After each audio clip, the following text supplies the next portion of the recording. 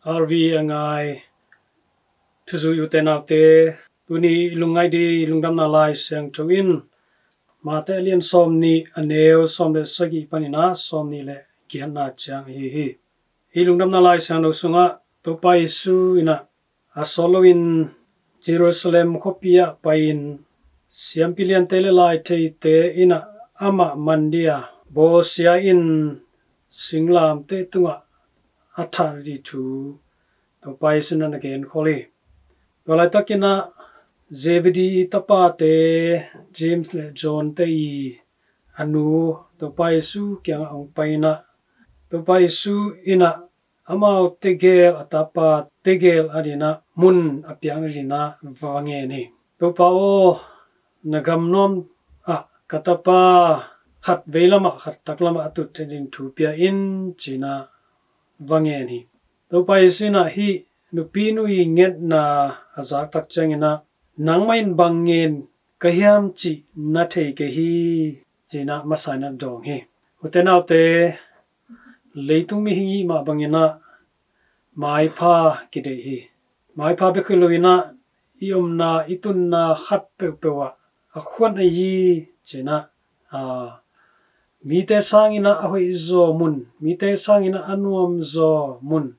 ai kele za kide ham tangi hi zebedui tapate nu inzong atate di dei sakloi manina pas topai su kyanga vapaina tua za ai kele tua mun anga thinin avanget sak ai aizuna topai suina nanget thu na thei ke hi china na dong ki ka to khitak changina kadon ding hai no ten don zoding na hiu hiam china na dong be ki hi china maina topai su I piak di a hi za ai kele min wang le na te ina amok na akinga thei pak hiloina tua inga thirina aphua kha china koltena ama to akizakim piak na ine kol hi toina banghiam chile amai piak di hai idon kol hi na chi pele utena te tua hai na bang hai di hiam chi tak changina topai suina Yasmani huana thuange tak changin pa o hi kadon ding hai to angkipel sakin china thu nangena tua hai again tak china amai asolo arthuak di hi simobol senna singlam te tunga tha na again hi toimanina amai gen topai su gen haina singlam te ai cross toimanina tua singlam te ahi topai su piari hai idon mating to singlam te ipuak kele amai piak di ahi kron nun tang na lukhu ai kele min than na lukhu zong kinga zo lo di hi chi tunina topai sina ong thei sak ai hi tomanin nun tang na lukhu ai kele min than na lukhu wang te pasien sunga ide le tua maina cross akichi singlam te gim thuang na ai kele bol sian na te ong tun masak lo phamo hi tan topai sina ken asolon hi te ka thuak ding hi athuak dia pai kai tai tuina keito akibangin tua gim na thuak khom zodi na hiam na thuak khop zo wale kinga lo hi ke I tun na muna ke om na muna wang let na lukhu no terina bol kol saina om hi china topai sina nana ke ni kapaina se sa in om hi chi toimanina utena te itena pasien mai pha inu immunoble leitung mi te mai pha to kibanglo leitung mi te mai pha izon le pasien mai pha immunit hamsa aizung na pasien mai pha zon na ina pasien kyang tun na wang len na kham lukhu khung na hi tomanan to wang len na lukhu I khung na pa le tua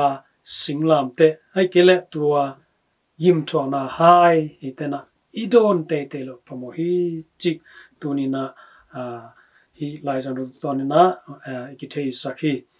nung zui dang tena hi tua jak tak chang in na alom tegelu tunga he ma mai chi ai zongina hi nung zui dang tena zong amaute nget thuina bang hiam amaute nget anga na dina bang ki samyam chi tello ai manin to pai suna ibangina amaute thu anahil ki hi tunin tena te te khat che zong to pai suina ongen hi no te dina kham luku nun ta na luku min chan na luku aperia ku diang pai ka hi a hi zongina hi nun ta na luku na khuk theina dina Calvary lampi na chu ko hi haksan na le gim thong na hai na don masak ko hi china ongen hi tenaute tu hun je to hun sunga eitena to pai si gim thong na hai te ama to akibangina don khomin amai zui lampi Calvary lampi zuin singlam te poina ama to nung ta khom ni to hele amai hong khap sa hi nun ta na kham lu khu min than na lu khu ina eite hong nga hi pa pasin ite dina ase sa abol sa khin hi tamanena itena hi kham lu khu anga dia kilom akitua mi tai china ding inisim nun tang na itwa hagim chong na hai te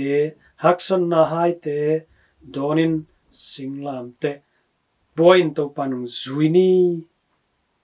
to hele eitei lamet hi tua non ta na lu hu to min chan na to khom tunga to pa to khom di hang